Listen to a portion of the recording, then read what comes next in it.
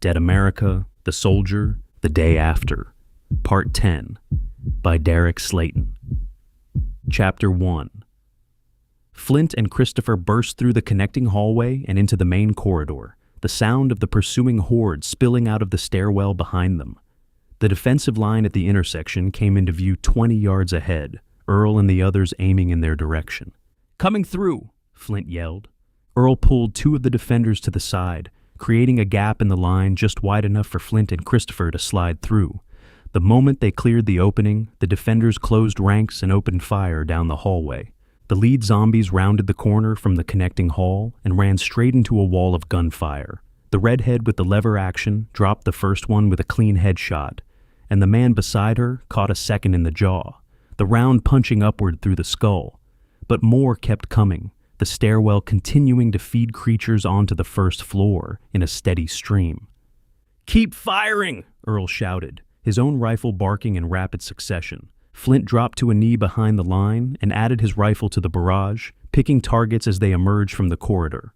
Christopher pumped the shotgun and sent a blast into a cluster of 3 zombies that had bunched up in the hallway, the spread catching 2 of them in the head and dropping them while the third stumbled over the bodies. The narrow hallway worked in the defenders' favor, funneling the creatures into a corridor no more than 10 feet wide. The zombies couldn't flank the line, couldn't spread out, couldn't do anything except charge straight into concentrated fire. Bodies piled up in the corridor, tripping up the ones behind them and sending them to the ground, creating a mass of undead flesh. The momentary pause in their advance gave the defenders a chance to thin their ranks. It took 2 solid minutes of sustained shooting before the flow of zombies from the stairwell finally thinned. The last creature to round the corner caught a round from 3 different rifles at once and went down in a heap on top of the others. The hallway fell quiet except for the ringing in everyone's ears and the distant pulse of the fire alarm. Earl lowered his rifle and looked back at Flint, his face flushed and his breathing ragged. "That all of them?" Earl asked. "From the stairs, maybe," Flint said. "But there are still people trapped on the second floor. We heard them through the door before the whole thing came down on us." Christopher stepped forward, ejecting spent shells from the shotgun and reloading from the dwindling supply in his jacket pocket. "We can't go back up those stairs," Christopher said. "What about the emergency stairs on the east end?" Flint asked. "That's the one that was already overrun when the people upstairs tried to come down," Christopher said. "Could be clear now that most of them followed the crowd to the central stairs, but there's no way to know without going there." "Then that's where we're going," Flint said. He turned to Earl and the defensive line. "Hold this position. The captain is on his way with the rest of my squad. When he gets here, let him know we went back up to the second floor through the east stairwell." "Be careful up there," Earl said. Flint and Christopher moved past the pile of bodies in the hallway, stepping over limbs and torsos as they worked their way toward the east end of the building. The corridor was empty beyond the carnage, the classroom doors standing open on both sides. A few of the rooms showed signs of struggle, overturned furniture and smeared blood, but nothing moved inside any of them. They reached the east stairwell and found the door hanging open, the latch broken from where the zombies had forced their way through earlier. Flint pressed himself against the wall and peered up the staircase. The steps were smeared with blood, and a single body lay on the first landing, face down and motionless. Beyond that, the stairs appeared clear all the way to the second floor. "I'll take point," Flint said. He started up the stairs, rifle raised, stepping around the body on the landing after confirming it wasn't going to move. Christopher followed with the shotgun, covering the angles behind them as they climbed. They reached the second floor door, and Flint eased it open, scanning the hallway beyond. The second floor was quieter than he expected. 4 zombies were visible in the corridor, 2 of them pounding on a classroom door near the middle of the hall, while the other 2 were hunched over something on the floor further down. Doors on both sides of the hallway were shut, and Flint could see faces pressed against the small rectangular windows, civilians trapped inside watching the creatures prowl outside their rooms. "I count 4, Flint said. 2 on the door, 2 further down. "I've got 4 shells left," Christopher said. "Make them count. I'll take the 2 on the door. You handle the others." Christopher gave a sharp nod. Flint pushed through the fire door and stepped into the hallway, raising his rifle and moving forward at a steady pace. The 2 zombies at the classroom door turned at the sound of his approach, abandoning their assault to charge at the sergeant. Flint dropped the first one with a round through the forehead at 15 yards. The second was faster, closing the distance before he could reacquire his target. He sidestepped the creature's lunge and brought the butt of his rifle down on the back of its head, driving it to the floor. Before it could recover, he put a round through the top of its skull. Behind him, the shotgun roared twice. Flint glanced back to see Christopher standing over one of the fallen zombies while the other lay crumpled against the far wall, a fist-sized hole where its face had been. The hallway fell quiet. Flint moved to the classroom door that the creatures had been trying to break through. The wood was splintered around the handle, and the frame was cracked where the zombies had been throwing their weight against it. He could see movement through the window, faces pulling back as he approached. "It's clear!" Flint called through the door. "Open up!" The door cracked open a few inches, and a man's face appeared in the gap. He was in his 40s, balding, with blood on his hands and a wild look in his eyes. He scanned Flint up and down before his gaze settled on the rifle. "Are you military?" the man asked. "Sergeant Flint, you're safe for the moment. How many people are in there?" The man pulled the door open wider, revealing a science classroom with lab tables arranged in rows. Approximately 20 people were crowded inside, pressed against the back wall and huddled between the tables. Several of the children were crying, their faces buried against parents who didn't look much calmer. A woman near the back was applying pressure to a wound on another woman's arm with a wadded-up lab coat. "We've got about 20 in here," the man said. "Mrs. Garza told us to barricade the door, and she'd go get help." "She made it down. That's how we knew you were up here," Flint said. "We're going to get you out, but I need everyone to stay calm and stay together." Christopher appeared at Flint's shoulder, scanning the room before addressing the group. "Anybody hurt?" Christopher asked. "A few bumps and scrapes, nothing serious," the balding man replied. Then his expression changed, a shadow crossing his face, as he looked past Flint and Christopher toward the hallway. "But the kids aren't in here." Flint's stomach dropped. "What kids?" "There's a group of about 10 young ones, elementary age. When the creature started breaking loose, one of the parents grabbed them and shoved them into the supply closet down the hall, the big one with no windows, near the end of the hallway." "Why didn't they bring them in here?" Christopher demanded. The man's face crumbled. He looked down at his bloodied hands, turning them over as if seeing the stain for the first time. "Because she was bitten," he said. "Jenny Marsh. She got bitten getting the kids out of one of the other classrooms. She knew what was going to happen to her. We'd all heard the screaming from downstairs, so she got the kids into the closet and told them to lock the door. She didn't want to be near them when she turned." The room went silent. A woman in the back let out a choked sob, pressing her hand over her mouth. "Where is she now?" Flint asked. "I don't know," the man replied. "She went down the hall after she locked the kids in. That was before the creatures started piling up outside our door." Flint looked at Christopher, and the same thought passed between them without a word. Jenny Marsh was either dead and wandering the halls as a zombie, or she was dying somewhere nearby and about to become one. Either way, there was a group of children locked in a windowless room at the end of a hallway, and nobody was coming for them. "Which closet?" Flint asked. "Last door on the left, past the bathrooms," the man said. "You can't miss it. It's the only one with a deadbolt on the outside." Flint turned to Christopher and kept his voice low. "Stay here and get these people ready to move. When I come back with the kids, we're going straight down the stairs and out of this building." "You're not going alone," Christopher said. "Someone needs to hold this room. If more of those things come up the stairs while I'm down the hall, these people are dead." Christopher opened his mouth to argue but stopped when he saw the look on Flint's face. The sergeant wasn't asking for permission. "Don't get yourself killed," Christopher said. "That's the plan," Flint replied. He checked his rifle magazine. 7 rounds left, plus whatever was in the cleaver's reach. He stepped out of the classroom and pulled the door shut behind him. The corridor stretched ahead, lit by uneven patches of fluorescent light. He cleared the first 2 classrooms as he passed, both empty, then moved beyond the bathrooms toward the closet door at the far end. It was heavy wood, painted institutional gray, with a deadbolt mounted above the handle. The bolt was thrown. Between his position and the closet, a figure lay on the floor.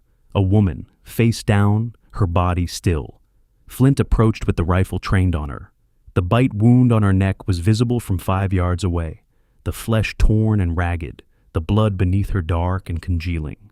Jenny Marsh had almost made it to the end of the hallway before she had bled out. Flint was 5 yards from the body when her fingers twitched.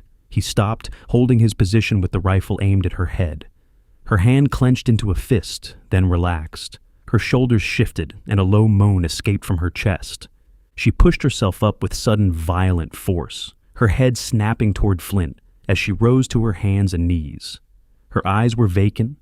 The person she had been erased completely. Blood from the bite wound dripped from her neck as her body coiled. Flint squeezed the trigger. The round caught her in the temple, and she collapsed back to the floor without a sound. He stood over her for a moment. She had known what was coming. She had used her last minutes of clarity to save those children, locking them away from the thing she was about to become. He forced the thought aside and stepped past her body to the closet door. He reached for the deadbolt but stopped when he heard the sounds from inside. Small voices, crying, whimpering, the shuffle of little feet pressing against the far wall. They had heard the gunshot and they were terrified. He leaned close to the door and spoke as gently as the situation allowed. "My name is Sergeant Flint, and I'm a soldier. I'm here to get you out. I'm going to open this door now, and I need everyone to stay calm. Can you do that for me?" A few seconds of silence passed before a small voice answered. "Is the lady okay?" Flint closed his eyes, his hand resting on the deadbolt. He took a breath before answering.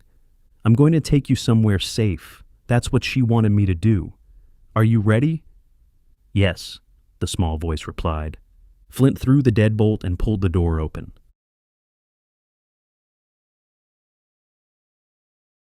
Chapter 2.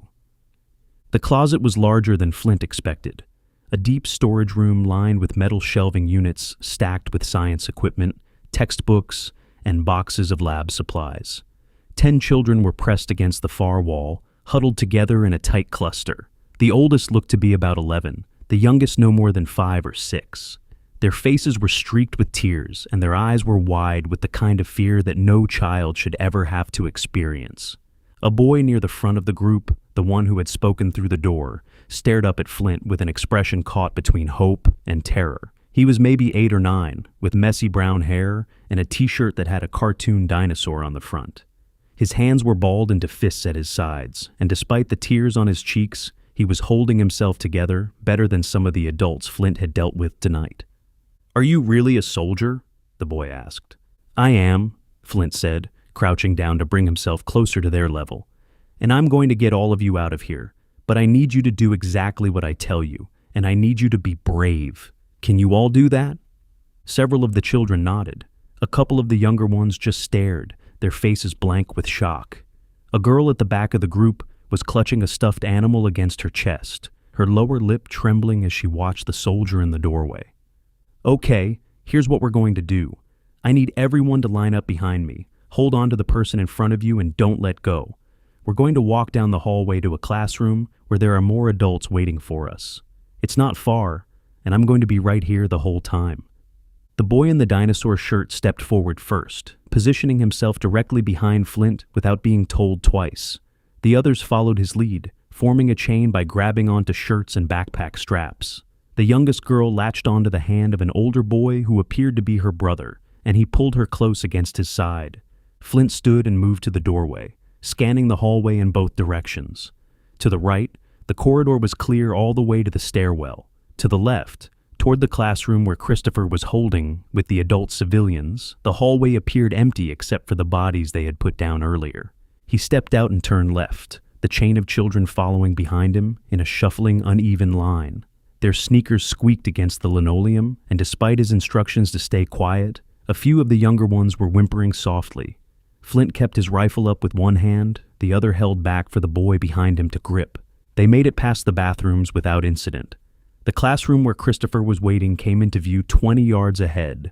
The door cracked open with the older man's face visible in the gap. Christopher spotted the children and pushed the door wide, motioning for them to hurry. Flint picked up the pace, the children's short legs struggling to keep up with his stride.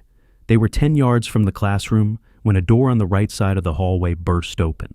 3 zombies spilled out into the hall, stumbling over each other as they poured through the doorway. They had been trapped inside one of the other classrooms, pounding on the door until the latch finally gave way. All 3 locked onto the group of children and lunged forward. "Christopher, get them inside!" Flint shouted. He let go of the boy's hand and stepped to the right, putting himself between the creatures and the children.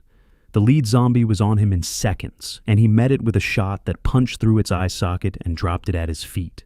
The second creature veered around the fallen body and came at him from the side. Flint pivoted and fired, but the round grazed the zombie's scalp without penetrating. The creature crashed into him, its momentum slamming him against the wall.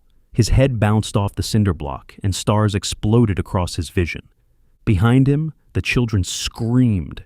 The chain broke apart as panic took over, kids scattering in every direction. Most of them ran toward Christopher, who had charged out of the classroom and was pulling them through the doorway as fast as he could grab them. But the confusion sent a few of them in the wrong direction, away from the classroom and toward the far end of the hall. Flint shoved the zombie off him and jammed the barrel of his rifle under its chin, pulling the trigger and sending the contents of its skull across the ceiling. He spun toward the third creature, which had bypassed him entirely, and was sprinting after the children running toward Christopher. Christopher stepped into the hallway with the shotgun and fired from 10 yards. The blast caught the zombie in the head, sending it to the floor, the ghoul sliding to a stop just a few feet from the classroom door.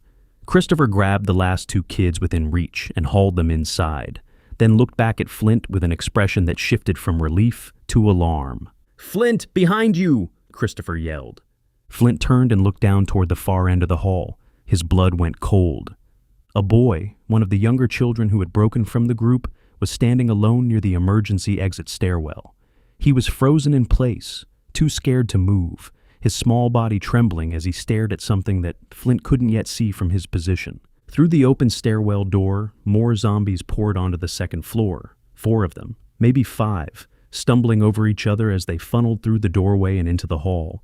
The boy was directly in their path, no more than 15 yards from the lead creature. "Run!" Flint screamed at the child. "Run toward me, now!" The boy's legs unlocked. He turned and started running, his small sneakers slapping against the floor as he sprinted down the hallway toward Flint. But the creatures were faster, their longer strides eating up the distance between them and the child with terrifying efficiency.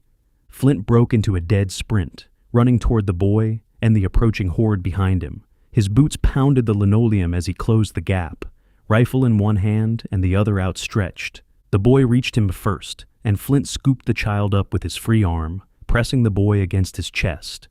The kid wrapped his arms around Flint's neck and buried his face against the sergeant's shoulder, his whole body shaking. Flint spun around and started running back toward the classroom, but the zombies from the stairwell were closing fast, and the ones from the burst door could have drawn more from elsewhere in the building. He glanced toward the classroom and saw Christopher standing in the doorway, shotgun raised, but the angle was wrong. Flint and the boy were directly in the line of fire, with the zombies close enough behind them that any shot risked hitting all 3 of them. "Get them downstairs!" Flint yelled at Christopher. "Get everyone out! I'll find another way." Christopher hesitated for a fraction of a second, the conflict visible on his face. Then he pulled back into the classroom and slammed the door. Flint could hear him shouting orders inside, organizing the evacuation down the central staircase. Flint was on his own, a child clinging to his neck and a pack of zombies 20 yards behind him and closing. He couldn't outrun them, not with the added weight slowing him down. The classroom doors on either side were closed, and he didn't have time to try handles and hope one was unlocked. He looked ahead to the end of the hallway. Past the bathrooms, past the closet where the children had been hiding, a window sat at the far end of the hall. It was a large, single-pane window that looked out over the side of the building, and through it, Flint could see the glow of the parking lot lights below. It was a second-story window, a drop of at least 15 feet to the ground. Flint didn't slow down. He shifted the boy to his left side, freeing his right hand to bring the rifle up. He aimed at the window as he ran and squeezed the trigger. The round punched through the glass, sending a web of cracks radiating outward from the impact point. A second shot shattered the pane entirely, and shards of glass rained down onto the ground below. The night air rushed in through the opening, cold against his face, as he closed the distance to the window. Behind him, the zombies were 10 yards back and gaining. Their moans echoed off the walls, mixing with the fire alarm that was still screaming through the building. Flint reached the window and skidded to a stop. He looked down at the ground below. The drop was closer to 20 feet than 15, onto a strip of grass that ran along the side of the building. Too far to jump with a child, and expect both of them to walk away from it.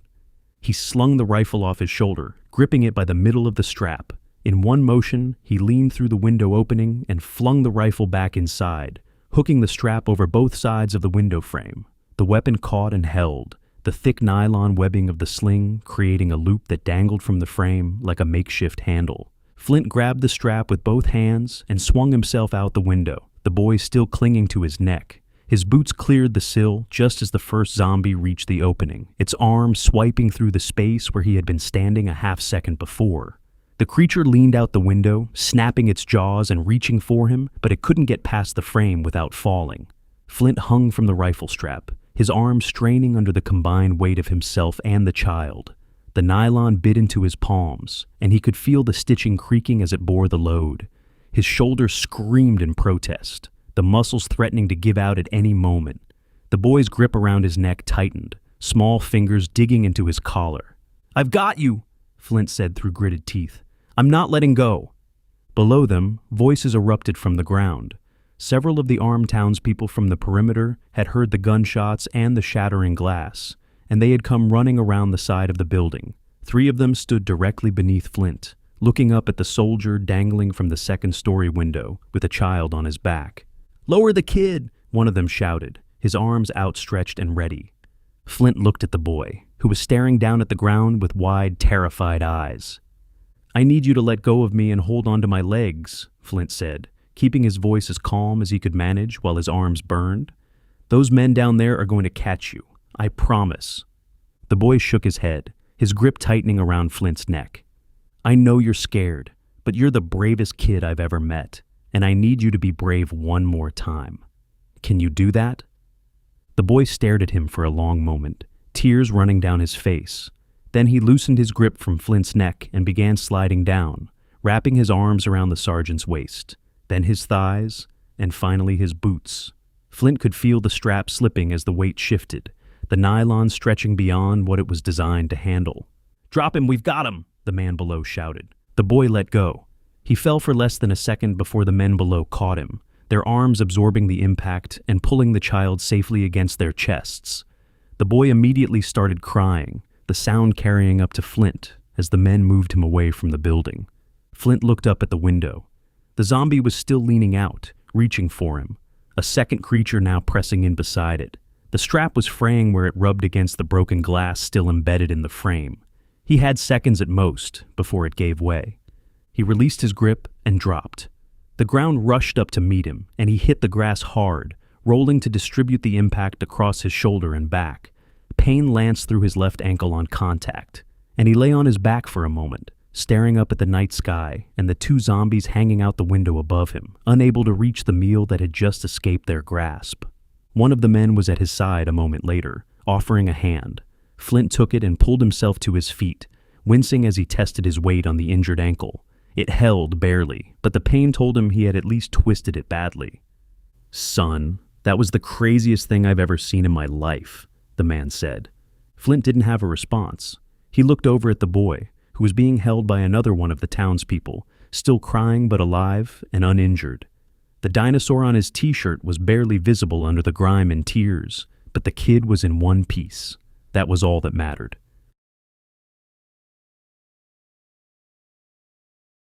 Chapter 3. Flint sat on the back bumper of an ambulance, his legs dangling over the edge as a paramedic examined his left arm. The muscle from his shoulder to his wrist was swollen and tight, the strain from supporting his own weight and the boy's having pushed everything well past its limit. The paramedic rotated his wrist slowly, and Flint sucked air through his teeth as a sharp bolt of pain shot up to his elbow. "Nothing's torn, but you did a number on the tendons," the paramedic said, wrapping an elastic bandage around his forearm. "You need to keep this immobilized for at least a week." "I'll take that under advisement," Flint replied. The paramedic gave him a look that suggested he knew the advice would be ignored, but finished the wrap without pressing the issue. He moved down to the ankle, unlacing Flint's boot and pulling it off to reveal a joint that had already swollen to twice its normal size. The skin was discolored, shading toward a deep purple that spread from the ankle bone to the arch of his foot. "This one's worse," the paramedic said, probing the area with careful fingers. "Not broken, but it's a bad sprain. You need to stay off it."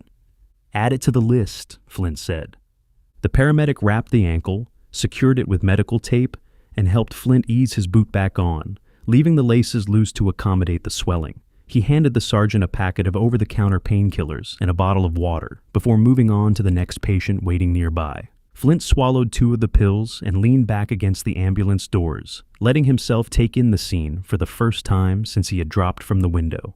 The front of the school was controlled pandemonium. The vehicle barricade had been pulled apart in sections to allow emergency access, and 2 more ambulances were parked on the lawn, alongside a pair of pickup trucks that had been converted into makeshift transport vehicles. Civilians were being guided out of the building in small groups, many of them wrapped in blankets or clutching water bottles that someone had distributed. A few sat on the grass in clusters, holding their families and staring at nothing. On the far side of the building, ladders had been propped against the second-floor windows. Flint watched as a man was helped through one of the openings and onto a ladder, a townsperson above him guiding his feet to the rungs, while another steadied the base below. The process was slow and careful, each person taking a full minute to make the descent. But it was working. The people trapped on the second floor were being pulled out one window at a time. The first floor had been sealed off. From where Flint sat, he could see that the main entrance doors were still chained shut, and several of Christopher's men had parked trucks against the side exits, blocking them from the outside. The zombies that remained inside the building were contained to the ground level, pounding on doors and windows that nobody was going to open for them. Muffled moans carried through the walls, but for the moment, the threat was boxed in. Flint let out a long breath and took another drink of water. The fire alarm had finally been silenced, either by someone inside finding the shutoff or by the system simply burning itself out. The quiet that replaced it felt strange after hours of relentless noise, like stepping out of a concert and hearing your own pulse for the first time. Headlights swept across the parking lot as an SUV pulled through the gap in the barricade. The SUV rolled to a stop near the ambulances, and Captain Davis stepped out from the passenger side. Morris, Butler, and Silva climbed out after him, all of them looking worn but intact. Davis surveyed the scene with a slow, deliberate scan, taking in the ladders, the ambulances, the civilians scattered across the lawn. His expression was difficult to read, carrying the weight of a commanding officer, absorbing the scope of what had happened on his watch. He spotted Flint on the ambulance bumper and walked over, his boots crunching on the gravel as he crossed the lot. "You look like hell, Sergeant," Davis said. "You should see the other guys," Flint replied. Davis let out a short breath through his nose, the closest thing to a laugh that the captain seemed willing to allow himself. He leaned against the side of the ambulance and folded his arms, looking out at the building. "Give me the rundown," he said. Flint walked him through it, the initial turning in the classroom, convincing Christopher, the lockdown, the defensive line, the cafeteria, the second floor. He kept it concise, sticking to facts and leaving out the parts where things had nearly gone sideways. Davis listened without interrupting, his jaw tightening at certain points, but his expression otherwise controlled. "How many did we lose?" Davis asked when Flint finished.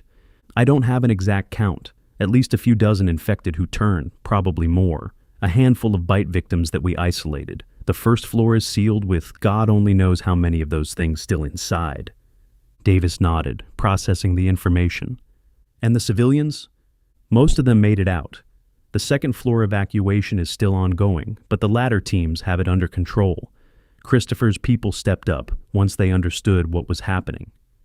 "Speaking of which," Davis said, his tone shifting as he looked past Flint. Christopher was walking toward them from the direction of the school's main entrance. He had the shotgun slung over his shoulder and his hands at his sides, palms open in a posture that was deliberately non-threatening. Earl trailed a few steps behind him, hanging back, as if he understood that what was about to happen was between his boss and the soldiers. Christopher stopped a few feet from the ambulance. He looked at Flint first, giving the sergeant a nod that carried a respect that hadn't been there when they first met. Then he turned his attention to Captain Davis, and his demeanor shifted. The confidence that had defined him all night gave way to something more subdued. He stood there for a moment, seeming to gather himself before speaking. "Captain, I owe you and your men an apology," Christopher said. "My people fired on your soldiers when they came into town. We ambushed your convoy on the road tonight. I gave those orders because I thought you were here to do harm, and I was wrong." Davis stared at him for a long moment, his expression unreadable. The captain pushed off from the ambulance and straightened to his full height, squaring his shoulders as he faced the older man. When he spoke, his voice was measured but carried an edge that cut through the night air. "Your people didn't just fire on my soldiers. They ambushed a team that was sent here to save lives. The men who came to this town before us were collecting the sick to prevent exactly what happened inside that building tonight. And instead of letting them do their job, your men shot at them and drove them out." Christopher didn't look away, but his jaw tightened as the words landed. "I don't know how many people died in that school because of the delay your men caused," Davis continued, "and I don't know if the soldiers who came here first are alive or dead, because nobody's heard from them since your people ran them off. So I appreciate the apology, but right now, it doesn't begin to cover what happened here." The silence between them stretched for several seconds. Christopher's shoulders dropped slightly, the weight of the captain's words settling on him in a way that was visible even in the dim light of the parking lot. He opened his mouth as if to say something more, then closed it and gave a single, slow nod. "I've got my men patrolling the streets," Christopher said quietly. "Every block, armed and in pairs. Whatever you need from us to secure this town, you've got it." Davis held his stare for another beat before giving a curt nod. "Then keep your patrols going and report anything you see on Channel 2. We'll coordinate from here." Christopher nodded again and turned, walking back toward the school with Earl falling into step beside him. The older man's posture was different than it had been all night. The straight-backed authority replaced by the rounded shoulders of a man carrying something he couldn't set down. Davis watched him go before turning back to Flint. "You think he means it?" Davis asked. "I think your friends and neighbors getting eaten alive because of the decisions you made has a way of changing one's perspective on things," Flint said. Davis let out a long exhale and rubbed the back of his neck. He looked out across the lawn at the civilians being tended to by the paramedics, the children wrapped in blankets, the families holding each other on the grass. The scene carried the strange duality of relief and devastation existing in the same space. People grateful to be alive while mourning those who weren't. "Makes you wonder how many other towns are going through this same thing right now," Davis said. "Not just here, but across the whole state. All these small communities getting hit by something they don't understand, and the people we send to help getting turned away because nobody trusts the uniform." "I'd rather not think about that right now, Cap," Flint said. "Fair enough," Davis replied. He turned to face Flint directly, and his expression softened from the hard edge he had shown Christopher. "You did one hell of a job tonight, Sergeant. That window stunt is going to be talked about for a long time." "I'd prefer if it wasn't," Flint said. "I'd prefer to never be hanging from a second-story window again." "No promises on that," Davis said. "But what I can promise is that you're done for the night. I need you to find a bed somewhere in this town and get some rest. Morris and the others can handle the perimeter, and I'll coordinate with Christopher's patrols until reinforcements arrive." "When are reinforcements coming?" Flint asked. "Conrad radioed while we were en route. He's sending a platoon from the Wichita staging area. Should be here by morning." "That's a relief," Flint said, and he meant it. The idea of someone else carrying the weight for a few hours was the most appealing thing he had heard all night. "So go find somewhere to sleep. That's an order, Sergeant," Davis said. Flint nodded and eased himself off the ambulance bumper, testing his ankle against the ground. It protested sharply, but it held his weight well enough to walk on if he favored it. He grabbed his rifle, which one of the townspeople had retrieved from the window frame, and returned to him, and slung it over his good shoulder. He had taken a few steps across the parking lot when a voice called out from behind him. "Sergeant Flint." He turned to see Mandy walking toward him from the direction of the barricade. She had the rifle she had taken still slung over her shoulder, and her clothes were dirty and rumpled from the night's events, but she looked more composed than the last time he had seen her being escorted away from the school. "I thought they sent you home," Flint said. "They tried," Mandy replied. "I came back when I heard the fire alarm and gunshots. Been helping the paramedics triage people for the last hour." "Of course you have," Flint said. Mandy fell into step beside him as he limped across the lot. "I saw what you did," she said, "with the kid in the window. One of the men on the perimeter was telling everyone about it." "It wasn't as dramatic as it probably sounded," Flint said. You jumped out of a second-story window holding a child and hung from your rifle until people could catch him. That's pretty dramatic no matter how you tell it. Flint didn't argue the point. He was too tired to downplay anything, and his arm hurt too much to shrug it off. The captain told me to find a bed, Flint said. Any suggestions? Mandy looked at him for a moment, then nodded. My house is a few blocks from here. I've got a spare bedroom that nobody's using. It's not much, but the door locks and the bed's comfortable. At this point, I'd sleep on a pile of bricks, Flint said. Well, that's good because I bought the bed from a discount store, just in case my mother decided to come stay with me unannounced. A couple nights on that thing, and she was ready to go back to her own home, Mandy replied with a chuckle. They walked together through the gap in the barricade and out onto the street. The town was quiet around them, the sounds of the school fading behind them as they moved into the residential blocks. Christopher's men were visible in the distance, pairs of armed townspeople walking their patrol routes, with flashlights sweeping back and forth across the darkened yards. Flint limped along beside Mandy, the painkillers starting to take the edge off the worst of it. The night air was cool against his face, and for the first time in what felt like days, nobody was shooting at him. Nothing was trying to bite him, and the only sound was the rhythm of their footsteps on the empty street. Mandy, Flint said after a stretch of comfortable silence. Yeah, thank you. For everything tonight. The store, the hardware shop, getting me to the school. None of this works out the way it did without you. Mandy was quiet for a moment before a small smile crossed her face. You're welcome, she said. Now shut up and walk. You need sleep more than you need to be sentimental. Flint let out a tired laugh and followed her down the street towards some much-deserved rest. This has been The Soldier, The Day After. Sergeant Flint will return soon. In The Soldier, Kansas City.